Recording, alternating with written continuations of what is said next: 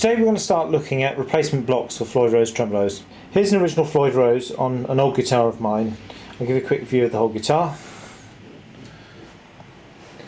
It's a guitar I made about 20 years ago. In fact, it was one of the first to have the feline name on. And this is a new neck that I only made last year, and with a rather interesting boot decal which matches the pattern on the body as well. Now the Floyd Rose on this is an original Floyd Rose, and it's quite an old one, and it's got the standard brass block on there. Now the brass block itself is about 8mm thick. Now we've had some special blocks made, and I've actually gone for a steel block this time, hoping to give a little bit more clarity and extra bottom end, and at the same time replacing the brass. The thickness of the block we were replacing with is actually a ½ inch, so it's actually a big wide block, so we're going to have fun putting this on. Okay, we've got the Floyd Rose here. The first thing we're going to want to do is remove the strings, undo the 2 springs at the back, and extract the whole unit so we can work on it separately. So I'm just going to slacken off the strings to begin with. Okay, we've taken the strings off here and we're ready to take the bridge out. So it's currently still got the springs attached on the back. If we flip the guitar over, you can see we have a couple of springs here. It's usually actually quite easy to remove those once you haven't got strings on. Now be careful, because often the Floyd Rose just drops straight out. So we can just work on this itself, and I'm going to show you how we have to disassemble it to change the block. Okay, on the one you see here, it's got an original block, but this is a 37mm one. In getting the new block made, you can actually physically see how much thicker it is,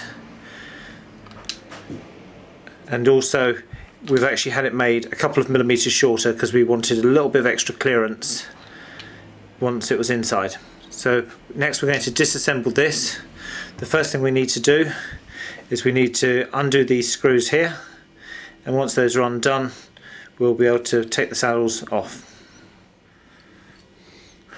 Right, these undo with an Allen key, 2.5mm on this particular one, and I just undo these screws here and take the 6 saddles off. Now having done that, the saddles will slide back and you can see that they can pop off.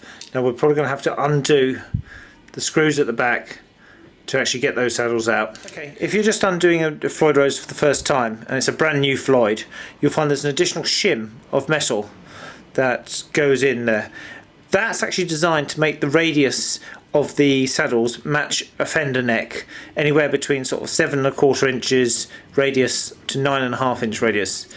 If you've got a modern guitar that's got like a 12-inch radius or flatten that, you need to take that out and lose it. Now we're going to just take these saddles off, and then we can actually get down to business of changing the block. Right, we've used a 3mm Allen key to undo the backs of these here, and they're loose now, so we're just going to unscrew those so that they come off. And once they're detached from each saddle, it pulls through and the saddle can be slid out of the way. Now I generally tend to try and move the saddles together, because then you don't get them mixed up, because they've got 3 different heights in the saddles. They are marked underneath the saddle so that you can actually tell which is which. So I'll take all the bolts out and I'll move the saddles. Now if you look at the underside of the saddles here, they are actually marked to indicate which is which. But we'll try and keep those together so they don't take too much time to put back together. What you've got 3 separate heights of saddle. Okay, now finally we're getting down to business with the bridge. We've got 3 big screws here which undo with a 3mm key. So undoing those safely. Now if you look underneath, there's 2 pieces of metal. One is the bent spring claw here, and there's another flat piece of metal that holds this tight against the plate. So don't get these mixed up and lost or the wrong way around. We'll take these off carefully. Okay. We're finally undoing the last of the screws here to get the block off. Now when that comes off, again we carefully take the plate off, but we also have the spring claw and we have the plate that goes underneath that. Notice how the plate has the screws at the front edge here, and that lines up there, and the long piece keeps these sprung pieces of steel tight against the bridge plate. So it's important to put those back together the right way around. There's the block that we've taken off. Here's the new block. You can see there's quite a difference in size, and I'll give them away in a second and see how much difference in mass there is. The brass block's actually reasonably heavy, it's just the steel's got slightly different sonic properties, and I'm looking forward to hearing what it's like on the guitar. Now, another quirk you'll find is that the holes in the narrow block seem to be nearer the centre, but obviously in the thick block they're towards the front edge. Now the springs go off this way, so it's quite obvious which side those go, so that the springs go there. Okay, let's get this fitted back on. So okay, if you look at this, you'll see that we put the block on. You've got the two plates, the one that's got the sprung fingers to hold the fine tuners in place, and the other plate with its long bit towards the back. Now we're just going to tighten that up with these 3 screws, and it should all be nice and solid. Okay, here we are again. That's all nice and solid now, all nicely tightly cranked up.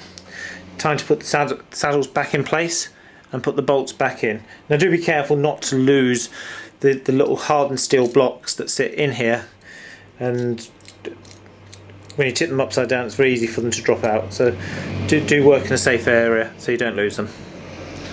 And we put the claws back in and screw those back into place, and we'll be able to lock it all down and then put it back on the guitar.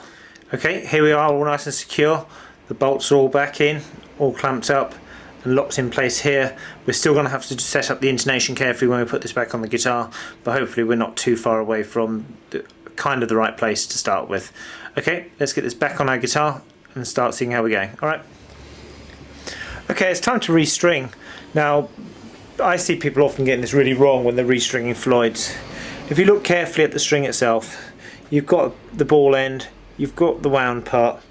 You need to go a good ½ inch past the wound bit where you've got it being fatter than normal.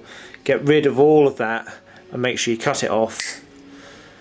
Now I use these sort of sharp angle cutters, and they're about the best thing I've ever found. These ones I've had best part of 10 years, they last forever, and got a nice clean cut there, and it's ready to install in the trem, and we're ready to rock.